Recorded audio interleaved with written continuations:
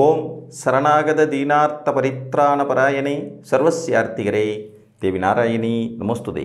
வணக்கம் நேர்களே, இது மகாலட்சுமி ஜோதிடம் வழங்கும் காலச்சக்கரம். உங்கள் அன்பு ஜோதிடர் ஸ்ரீராம்ஜி பேசுகிறேன். அனைவரும் நலமுடன் இருக்கிறீர்களா? நன்றாகத்தான் இருப்பீர்கள், நன்றாக இருக்க வேண்டும். இன்றைய காணொளியில் நாம் காண இருப்பது 50க்கு மேல் அரச யோகம் யாருக்கு? இதுதான் தலைப்பு. ஜோதிட சாஸ்திரத்தில் இருக்கிற பல வினோதமான அமைப்புகளில் ஒன்று பின் வயதுகளில் பெரும் தனம் ஈட்டும் யோகிதை. நார்மலான ஒரு லைஃப் ஸ்டைலில் வாழ்ந்துகிட்டே இருப்பாங்க.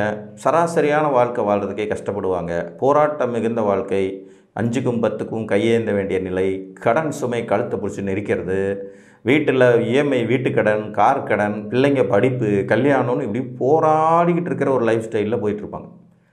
சடனாக பார்த்திங்கன்னா அப்படியே வாழ்க்கை டோட்டலாக சேஞ்ச் ஆகி டக்குன்னு தொழிலதிபர் மாதிரியான ஒரு நிலைப்பாடு, கையில் காசு புழக்கம் தாராளமாக இருக்கக்கூடியது, கடனெல்லாம் இல்லாத நிலை ஏற்படுறது, எதிர்காலத்துக்கு தேவையான சேமிப்புகள் அதிகரிக்கிறது, எல்லா விதத்துலேயும் மதிப்புமிக்க வாழ்க்கை அமைகிறதுங்கிற ஒரு மேஜிக் நிகழும். இது ஒருவருடைய ஆயுள் காலத்தின் அடிப்படையில் தீர்மானிக்கப்படும். பின் வயதுகளில், அதாவது இது ஒரு பர்டிகுலராக 50 வயசு அப்படிங்கிறது மாதிரி சொல்லிக்கலாம்.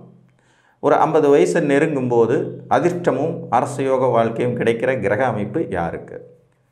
ஜாதகத்தில் பின்னாடி யோகம் அப்படிங்கிற வார்த்தை வந்துடுச்சுனாலே முதல்ல நாம் கவனிக்க வேண்டியது ராசிநாதனின் வலிமை. ஒரு ஜாதகத்தில் லக்னாதிபதி சுமாரான வலிமையோடு இருந்து, அதாவது ஒரு நட்பு, சமம், பகை அப்படிங்கிற மாதிரி ஒரு சுமாரான வலிமையோடு இருந்து, ராசியுடைய அதிபதி நல்ல வலுவான நிலையில் அமைய பெற்ற ஜாதகங்கள் எல்லாமே பின் வயதுகளில் ஒரு சிறப்பான யோகத்தை பெறும் யோகிதைகள் கொண்டதாகவே இருக்கும். ஒரு உதாரணமாக, ஒரு துலா லக்ன ஜாதகம். இந்த துலா லக்னத்துக்கு சுக்கிரன் 12ஆம் இடத்துல போய் மறைஞ்சு நீச்சம், தன்னோட நண்பரோட வீட்டில் நீச்சம் அடைஞ்சிடுறார். இவர் தனுசு ராசி. இந்த தனுசு ராசிக்குடைய குரு கடகத்தில் உச்சம், ஒரு பரிவர்த்தனை வேறு, 3-10 பரிவர்த்தனை. இவர் பிறந்தது பார்த்திங்கன்னா மூல நட்சத்திரத்தில் பிறந்தபோது கேது மகாதசை, அதுக்கப்புறம் சுக்கிர மகாதசை. கேது ஒரு 5 வருஷம், சுக்கிரன் ஒரு 20-25, சூரியன் ஒரு பாதகாதிபதி, அவரும் பெருசாக ஹெல்ப் பண்ணலை. 35 வயசு, கிட்டத்தட்ட பார்த்திங்கன்னா 32-31 வயசு வரைக்குமே பெரிய அளவில் யோகம் இல்லாமல் அப்படியே போயிடுது. அதுக்கப்புறம் சந்திர திசையுமே கேது சாரம் வாங்கின சந்திரங்கனால அதில் ஒரு 10 வருஷம் போய் 41 வயசுக்கு மேலே ஆகி செவ்வாய் மகாதசையிலேருந்து வாழ்க்கையில் முன்னுக்கு வர ஆரம்பிச்சவர். ராகு திசையில் பார்த்திங்கன்னா கூரையை பிச்சுக்கிட்டு கொட்டுது. ராகு திசையில் அவர் ஒரு 50 கோடி ரூபாய்க்கு மேலே சொத்து சேர்த்துட்டார். இதில் கிட்டத்தட்ட சந்திர திசை முடிகிற வரைக்கும் கைக்கும் வாய்க்கும் பத்தாத ஒரு வாழ்வியல் முறை. கைக்கும் வாய்க்குமே பத்தாது, வர்றது பூரா கடன், அதை தூக்கி ஆட்டை தூக்கி மாட்டில் போட்டு, மாட்டை தூக்கி ஆட்டில் போட்டுன்னு உருட்டல் பரட்டல் பண்ணிக்கிட்டு இருந்த ஒருத்தருக்கு செவ்வாதிசையுடைய பிற்பகுதியிலேருந்து ராஜயோகம் வேலை செய்ய ஆரம்பிச்சு ராகு திசையிலலாம் பார்த்திங்கன்னா டாப் மோஸ்ட் பொசிஷன் வந்துடுறார். இந்த அமைப்பை பாருங்கள். துலா லக்னம், லக்னாதிபதி 12ல் போய் பலகீனம் அடைகிறாரு, வீக்காக இருக்கார். அவருக்கு வீடு கொடுத்த புதனும் சூரியனும் 11ஆம் இடத்துல உட்காந்துட்ருக்காங்க. ராசிநாதன் குரு மட்டும் உச்சம் ப்ளஸ் பரிவர்த்தனை, உச்ச பரிவர்த்தனை. அப்போ லக்னத்தினுடைய வலு வேலை செஞ்சு முடிகிற வரைக்கும் ரொம்ப சராசரியான ஒரு லைஃப் ஸ்டைலில் வாழ்ந்து முடிச்சுட்டு ராசிநாதனுடைய வலு பின்னாடி வேலை செய்ய ஆரம்பிக்கும் போது ஆட்டோமேட்டிக்காக ஜாதகர் ஒரு வெற்றிகரமான மனிதராக மாறுறார். தொழில்முறை வளர்ச்சி, இவருடைய ஐடியாக்கள் பெருமளவு கொண்டாடப்படுவது, இவர் சார்ந்த உறவுகள் எல்லாமே இவர் கை தூக்கி விடுறது, இவரே நல்ல ஒரு பொசிஷனுக்கு வந்துடுறதுங்கிற மாதிரியான மேஜிக்குகள்லாம் நிகழும். ஸோ இந்த மாதிரியான அமைப்புகள் உங்கள் ஜாதகத்திலும் இருக்கணும். லக்னாதிபதி பலகீனமாக இருந்து ராசிநாதன் நல்ல வலுவாக இருக்கும்போது பின் வயதுகளில் பெரும் பொருளீற்ற யோகம் வரும். இது ஒரு விதி. இன்னொரு விதி பார்த்திங்கன்னா, பொதுவாகவே ஜாதகத்தில் சனி பகவான் வலுத்து நின்னார்னா அவங்களுக்கும் பின் யோகம் மட்டும்தான் வேலை செய்யும். சனி பகவான் உங்கள் ஜாதகத்தில் ஆட்சி, உச்சம், மூலத்திரிகோணம், திக்பலம், இந்த 4 வலிமையோடு இருந்து அந்த சனி உங்கள் லக்னத்திற்கு சுபராக இருந்தார்னா கண்டிப்பாக உங்கள் ஜாதகமும் பின்னாடி வயதுகளில் 45 வயசுக்கு பிறகு தான் சக்ஸஸ்ஃபுல் ரேட்டிங்குள்ளே வரும். இப்போ ரிஷபம், மிதுனம், கன்னி, துலாம், தனுசு, கன்னி, துலாம், மகரம், கும்பம், இந்த 6 லக்னங்களுக்கும் சனி நேச்சுராகவே நல்லவராகிறார். தனுசு மீன லக்னங்களுக்கும் அவ்வளோ பெரிய கெட்டவர் இல்லைங்கிற மாதிரியான ஒரு நிலைப்பாடை கொடுப்பார். மேசம் விருச்சிகம் இந்த 2 லக்னக்காரங்களுக்கு பார்த்தீங்கன்னா ஏதோ ஒரு வகையில் ஒரு கேந்திராதிபதியாக வருவார். ஒரு இயற்கை பாவி கேந்திராதிபதியாக வருவார். இப்போ மேச லக்னத்துக்கு 10வது கேந்திரத்துக்கு அதிபதியாகவும் விருச்சிக லக்னத்துக்கு 4வது கேந்திரத்துக்கு அதிபதியாகவும் வருவாருங்கிறனால இவங்க இந்த 2 லக்னங்களுக்கு ஒரு 50-50 சாய்ஸில் சனி வலுத்து இருக்கும்போது பின் வயதுகளில் தனம் சேரும் யோகிதை அப்படிங்கிறது கிடைக்கப்பெறும். அவர் கடகசிம்ம லக்னத்துக்கு தான் டோட்டலாக வந்து டேமேஜ் பார்ட்டி அப்படிங்கிறது மாதிரி வந்துடும். தனுசு மீனம் மேசம் விருச்சிகம் இந்த 4 லக்னக்காரங்களுக்கு 50-50 சாய்ஸ் அப்படிங்கிறது மாதிரி வருவார். இதில் கடக லக்னத்துக்கும் அவர் ஒரு கேந்திரத்துக்கு அதிபதியாக வருவார்.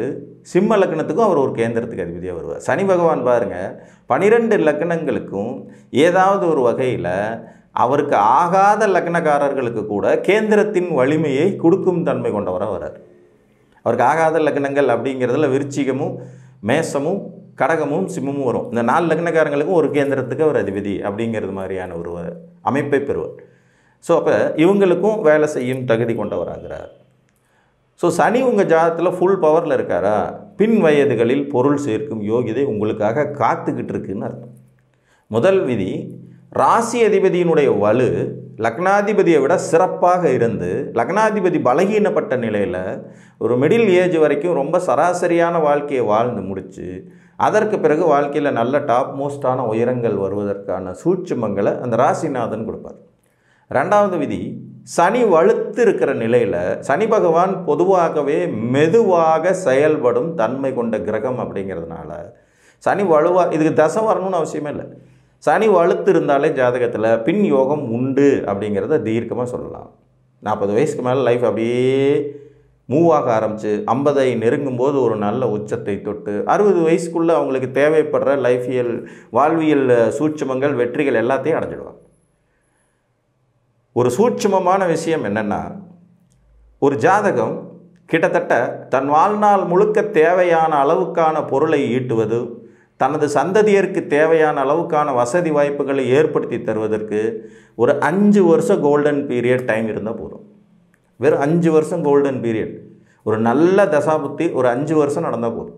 இது 40-45 வயசுக்கு மேலே 45 வயசில் ஆரம்பித்து 55 வயசுங்கிற அந்த 10 வருஷ காலகட்டம் ஒரு கோல்டன் பீரியட் இருந்தால் கூட போதும், லைஃப்பில் செட்டில் ஆகிட முடியும். அதனால் நமக்கு வயசாகிடுச்சு, இனிமேல் நம்ம லைஃபே அவ்வளோதான், இனிமேல் என்ன இருக்குது அப்படின்னு யோசிக்க வேண்டிய அவசியமே இல்லை.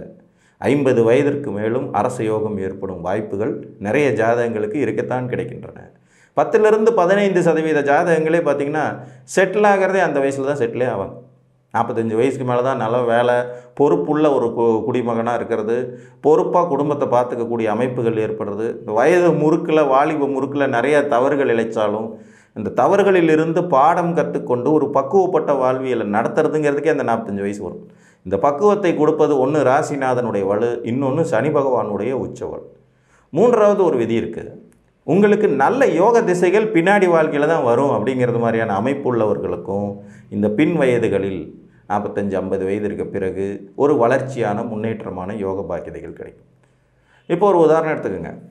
ஒரு மகர லக்ன ஜாதகம் இவங்களுக்கு பார்த்திங்கன்னா சனி புதன் சுக்கிரன் இவங்கெல்லாம் நண்பர்கள்.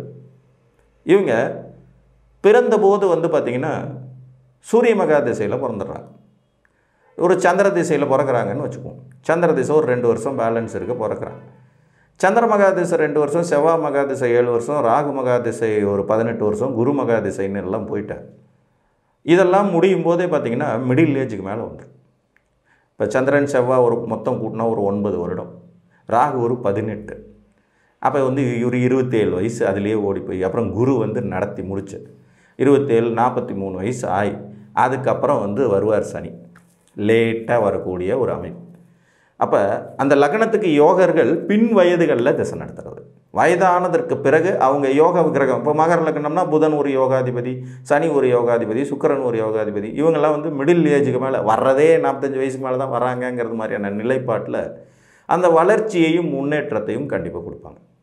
இப்போ ஒரு கடக லக்ன ஜாதகம் எடுத்துக்கோம். இந்த கடக லக்னம் பிறந்தது புனர்பூச நட்சத்திரத்தில். பூச நட்சத்திரம்னு வச்சுக்கோங்க. கடக லக்னம் கடக ராசி பூச நட்சத்திரத்தில் பிறந்துடுறாரு. சனி மகா திசை ஒரு 5 வருஷம் பேலன்ஸ் இருக்க பிறக்கிறார். சனியில் ஒரு 5, புதனில் ஒரு 17, அப்போ 22 வயசு. கேது ஒரு 7. 22 ஒரு 7 34. சுக்கிரன் 20 வருஷம். கடகலக்கணம் கடகராசிக்கு சுக்கிரன் பெரிய ராஜயோகாதிபதியும் கிடையாது. 54 வயசு ஆகிட்ட பிறகு தான் இவங்களுக்கு வர்ற யோகமான திசைகள் பூரா பாருங்கள். சூரியன், சந்திரன், செவ்வாயின்னு ஒரு 23 வருஷம் யோக திசைகள் நடக்கும். இப்போ கடகலக்கணத்துக்கு நேச்சராகவே ஆயுள் பலம் அதிகம். ஏன்னா நார்மலாக 90 வயசை தொடக்கூடிய வலிமை கொண்டவங்களாக இருப்பாங்க. இவங்க 54 வயசுக்கு அப்புறம் தான் நல்ல நேரங்கள் வர்ற அமைப்பு. இதுவும் ஒரு வித சூட்சுமம். ராசி வலுவாக இருப்பது ஒரு சூட்சுமம். ராசியின் வலு கொண்டு பின் வயதுகளில் யோகம் பெறுவது. அடுத்து நிதானத்திற்கும் மந்தத்தனத்திற்கும் பேர் போன சனி பகவான் உங்கள் ஜாதகத்தில் அதீத வலுவோடு இருப்பது 2வது சூட்சுமம். 3வது, உங்கள் லக்னத்திற்கு யோகர்கள் ஆட்டோமேட்டிக்காகவே பின் வயதுகளில் தசை நடத்துகிற ஒரு விதி. லக்ன சுபர்கள் பின்னாடி தான் தசை நடத்துவாங்க. வலுவாக இருக்காங்க. லைஃப்பில் செகண்ட் ஹாஃபில் தான் நல்லாயிருக்கும். முதல் பகுதியில் கடுமையான போராட்டங்களை சந்தித்து பிற்பகுதியில் வெற்றிகரமான மனிதராக திகழ்வது தான் உண்மையிலே அதிர்ஷ்டகரமானது. இதை நீங்கள் அனுபவத்தில் புரிந்து கொள்வீர்கள். இளமையில் எல்லா ராஜயோகமும் கிடச்சி வயசான காலத்தில் கஷ்டப்படுறது எவ்வளோ துன்பமாக இருக்கும். அதே நேரத்தில் இளமையில் நம்ம உடம்பு தாங்குகிற நேரத்தில் அடி வாங்கணும், மிதி வாங்கணும், அவமானப்பட்டோம், ஓடணும், ஒடியாந்தோம், விழுந்தோம் அப்படிங்கிறதெல்லாம் அனுபவிச்சுட்டு வயது முதிர்ந்த காலத்தில் வெற்றிகளை குவித்து மன நிம்மதியோடு வாழ்வியலை நடத்தி போகிறது எவ்வளோ பெரிய யோகம் இருக்கும். இன்றைக்கு மிகப்பெரிய வெற்றியாளர்கள், மிகப்பெரிய கோடீஸ்வரர்கள் எல்லாருமே பார்த்திங்கன்னா 50 வயசுக்கு மேலே சம்பாதிச்சு கோடீஸ்வரர் ஆனவங்க தான் அதிகமாக இருப்பாங்க. ஸோ பின் வயதில் வரும் யோகமே உண்மையான அதிர்ஷ்டகரமான யோகம் என்று கூறி உங்கள் ஜாதகத்தில் இந்த விதிகள் பொருந்தி வருகின்றனவா என்பதை பார்த்து அறிந்து கொள்ளுங்கள் என்று கூறி மீண்டும் ஒரு காணொலியில் உங்களை சந்திக்கும் வரை உங்களிடமிருந்து அன்புடன் விடைபெற்றுக் கொள்வது உங்கள் அன்பு ஜோதிடர் ஸ்ரீராம்ஜி. நன்றி, வணக்கம்.